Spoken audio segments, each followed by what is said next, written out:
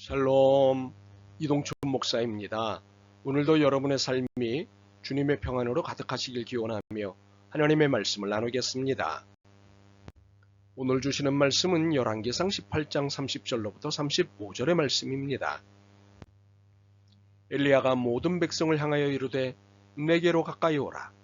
백성이 다 그에게 가까이 가매 그가 무너진 여호와의 제단을 수축하되 야곱의 아들들의 지파의 수요를 따라 엘리야가 돌 12개를 취하니 이 야곱은 옛적에 여호와의 말씀이 임하여 이르시기를 내 이름을 이스라엘이라 하리라 하신 자더라. 그가 여호와의 이름을 의지하여 그 돌로 제단을 쌓고 제단을 돌아가며 곡식 종자 두세 알을 둘 만한 도랑을 만들고 또 나무를 버리고 송아지 각을 떠서 나무 위에 놓고 이르되 통넷에 물을 채우다가 번제물과 나무 위에 부으라 하고 또 이르되 다시 그리하라 하여 다시 그리하니 또 이르되 세 번째로 그리하라 하여 세 번째로 그리하니 물이 제단으로 두루 흐르고 도랑에도 물이 가득 찼더라. 아멘.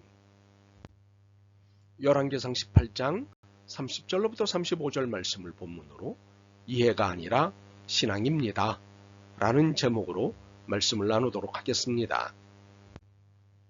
엘리야는 비상식적인 일을 하였습니다. 제단에 불이 붙기를 원하면서 그 위에 물을 붓는 일을 하였습니다. 그것도 3번을 연속해서 말입니다. 그러니 이 행동은 아예 불이 붙지 말라고 하는 행동입니다. 참으로 황당한 행동이었습니다. 그런데 놀라운 일이 벌어졌습니다. 잔뜩 물을 머금었으니 당연히 불이 붙을 수 없는데 송아지와 나무에 불이 붙었습니다. 마치 기름을 부은 것과 같은 일이 벌어졌습니다. 그런데 번제물과 나무만 탄 것이 아니었습니다. 불현재인 돌과 흙을 태우고 또 도랑에 물도 태웠습니다. 세상에 도대체 무슨 일일까요? 이 일을 이해하기 위해서는 무엇보다도 이 일이 엘리야가 일으킨 일이 아니라는 것을 알아야 합니다. 하나님이 일으키신 일이었습니다. 엘리야는 하나님의 일에 쓰임받는 일꾼에 불과했습니다. 하나님이 지시하시는 대로 움직인 일꾼이었습니다. 바로 이 사실을 이해하면 엘리야가 왜 불과 상극인 물을 연거푸 3번씩이나 부었는지를 이해할 수 있습니다. 그렇습니다. 엘리야는 자신은 단지 하나님의 심부름꾼으로서 이 일이 하나님의 일이심을 드러내는 일을 한 것입니다. 이 일로서 주인이신 하나님이 드러났고 엘리야 자신은 심부름꾼에 불과하다는 사실을 드러냈습니다. 이것으로 인생과 역사의 주인은 인간이 아니라는 것이 증명된 것입니다. 또한 엘리야는 물을 붓는 일을 통해 인간이 할 수 있는 일의 한계를 분명히 보여주었습니다. 물을 머금을수록 불이 붙을 수 없는 것은 상식입니다. 그렇기에 엘리야의 행동이 보여준 것은 인간의 능력은 상식과 자연의 법칙까지만 일하는 것이었습니다. 인간은 상식을 넘어설 수 없고 자연의 법칙을 거스를 수 없는 존재임을 보여주므로 하나님의 전능하심을 증명한 것입니다. 그런데 하나님이 인생과 역사의 주인이시고 상식과 자연을 넘으시는 전능하신 하나님이시라는 사실을 단지 제단 위에 물을 붓는 것 하나로만 증명한 것은 아니었습니다. 엘리야는 더 많은 것으로 이를 증명했습니다. 오늘 본문인 18장으로만 봐도 충분합니다. 먼저 엘리야가 선한 사람 오바댜를 아합 왕에게 심부름시킨 일입니다. 오바댜는 아랍 왕의 신하이지만 하나님을 경외하는 경건한 사람이었습니다. 그래서 그는 사악한 왕 몰래 여호와의 선지자 100명을 굴 속에 숨기고 음식과 물을 공급하였습니다. 그러던 어느 날 그가 왕의 심부름을 가다가 엘리야를 만났습니다. 그때 엘리야로부터 심부름을 하나 받았습니다. 가서 그대의 주인에게 내가 엘리야를 보았습니다 하고 말하시오. 그러자 오바댜는 긴 변명을 하였습니다. 오바댜는 두려움에 떨며 아합과 이세벨이 얼마나 극악한지를 설명했고 결국 자신은 죽게 될 것이라며 엘리야를 설득했습니다. 그러나 엘리야는 오히려 오바댜를 설득했습니다. 내가 섬기는 만군의 주님께서 살아계심을 두고 맹세하오. 나는 오늘 꼭 아합을 만날 것이오. 이것은 오바댜를 무시한 처사가 아니었습니다. 엘리야 자신도 오바댜와 마찬가지로 상식과 자연의 한계 안에 갇힌 존재임을 고백한 것입니다. 그리고 오바댜나 엘리야 자신이나 하나님의 심부름꾼이라는 사실을 잊지 말자고 설득한 것입니다. 결국 오베다는 이를 인정하고 아합에게 가서 엘리야를 보았다고 말했습니다. 이 말을 듣자 아합은 당장 엘리야를 만나러 갔습니다. 여기서 우리는 변화된 오바댜의 태도를 볼 수 있습니다. 하나님의 전능하심을 자신의 한계 안에 가두어 두었던 태도에서 자신의 한계를 하나님의 전능하심에 내어드리는 태도로 바뀐 것을 볼 수 있습니다. 오바댜는 더 이상 자신의 한계 안에서 하나님을 바라보지 않았습니다. 하나님의 전능하심을 자신의 한계 안에 가두지 않았습니다. 하나님의 전능하심에 자신의 한계를 의지했습니다. 또한 엘리야와 아합이 드디어 만난 일을 주목해야 합니다. 아합이 엘리야를 죽이기 위해 찾아다닌 세월이 3년이 넘었습니다. 그러니 약이 올랐고 독이 오를 대로 오른 아합이었습니다. 그런데 엘리야는 이런 아합에게 자신의 거처를 알렸습니다. 엘리야를 만나자마자 아합은 이렇게 욕을 해댔습니다. 이스라엘을 괴롭히는 자여 너냐? 이렇듯 독이 잔뜩 오른 아합에게 엘리야는 자신의 거처를 알리는 위험을 단행했던 것입니다. 이유인즉 전혀 기죽을 이유도 무서워해야 할 이유도 없었기 때문입니다. 이것은 아합의 욕을 대하는 엘리야의 태도에서 알 수 있습니다. 내가 이스라엘을 괴롭히는 것이 아니라 임금님과 임금님 아버지의 가문이 괴롭히는 것입니다. 임금님께서는 주님의 계명을 내버리고 바알을 섬기십니다. 이제 사람을 보내어 온 이스라엘을 갈멜산으로 모아주십시오.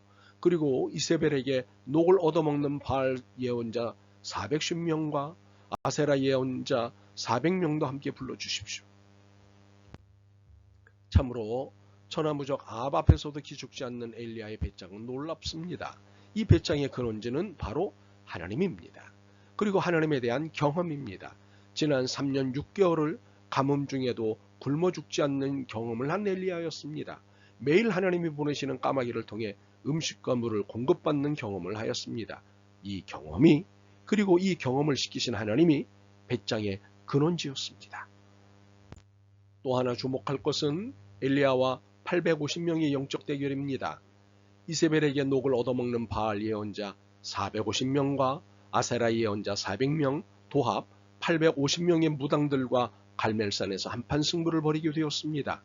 누구의 하나님이 진짜 하나님이신지를 판가름하는 대결이었습니다. 그런데 숫자는 절대 불리했습니다. 그러나 엘리야는 눈 하나 깜짝 않고 이들을 대면하였습니다. 이들이 하루 종일 쏟아내는 떼창에도 전혀 기죽지 않았습니다. 대부분의 군중들이 그들을 지지해도 전혀 긴장하지 않았습니다. 오히려 여유가 있었습니다. 정오에 이르러는 엘리야가 그들을 조롱하여 이르되 큰 소리로 부르라. 그는 신인즉 묵상하고 있는지 혹은 그가 잠깐 나갔는지 혹은 그가 길을 행하는지 혹은 그가 잠이 들어서 깨워야 할 것인지 하며 엘리야의 이 여유에 아합처럼 독이 바짝 오른 850명은 더욱 광란의 수단과 방법을 동원했습니다. 이에 그들이 큰 소리로 부르고 그들의 규례를 따라 피가 흐르기까지 칼과 창으로 그들의 몸을 상하게 하더라. 그러나 그들의 수단과 방법은 실패했습니다. 반면 엘리야의 수단과 방법은 성공했습니다. 그들의 수단과 방법은 대단했고 광적이었습니다. 반면 엘리야의 수단과 방법은 단순했고 조용했습니다. 36절부터 38절입니다. 저녁 소재 드릴 때에 이르러 선지자 엘리야가 나아가서 말하되 아브라함과 이삭과 이스라엘의 하나님 여호와여 주께서 이스라엘 중에서 하나님이신 것과 내가 주의 종인 것과 내가 주의 말씀대로 이 모든 일을 행하는 것을 오늘 알게 하옵소서. 여호와여 내게 응답하옵소서. 내게 응답하옵소서. 이 백성에게 주 여호와는 하나님이신 것과 주는 그들의 마음을 되돌이키심을 알게 하옵소서. 아멘. 이에 여호와의 불이 내려서 번제물과 나무와 돌과 흙을 태우고 또 도랑의 물을 핥은지라. 이러한 성공, 승리의 비결이 무엇이었나요? 하나님의 역사를 이해했기 때문 아닙니다. 신앙했기 때문입니다. 하나님을 믿고 바라보는 것만이 필요했기에 엘리야 자신이 무엇을 할 이유가 없었습니다. 그렇기에 그의 제스처는 복잡할 필요가 없었습니다. 광적일 필요도 없었습니다. 단순하고 조용해도 됐습니다. 일은 하나님이 하시기 때문입니다. 하나님은 우리의 상식과 자연의 법칙을 넘어서 계시는 분이십니다. 그러므로 하나님은 신앙의 대상입니다. 믿고 바라보는 대상입니다. 그 말씀을 따라 그 말씀을 붙잡고 하나님의 전능하심 속으로 들어가는 것입니다. 거기서 하나님의 역사를 만나고 경험하게 되는 것입니다. 바로 이때부터 하나님을 이해하게 됩니다. 그래서 기도하게 됩니다. 여호와여 내게 응답하옵소서. 내게 응답하옵소서. 이것을 이해하셨다면 자신의 이성과 이해와 감정과 경험과 지식에 물을 흠뻑 부으십시오. 더 이상 자신의 것으로 태우지 못하도록 물을 흠뻑 부으십시오. 성령의 생수를 부으십시오. 그리고 내 것으로는 하나님의 역사를 일으킬 수 없다는 것을 인정하십시오. 그리고 기도하십시오. 주 여호와가 하나님이신 것을 알게 하옵소서. 하나님은 이런 여러분의 기도에 응답하십니다. 아멘. 주님, 이성의 이해 범위 안에서 주님을 신뢰하려고 하였습니다. 경험의 범위 안에서 주님을 인정하려고 하였습니다. 그러나 이것이 얼마나 잘못된 태도인지 깨닫습니다. 불쌍히 여기시고 긍휼을 베풀어 주옵소서. 예수 그리스도의 이름으로 기도드립니다. 아멘. 오늘도 여러분의 믿음과 삶을 응원합니다. 사랑합니다.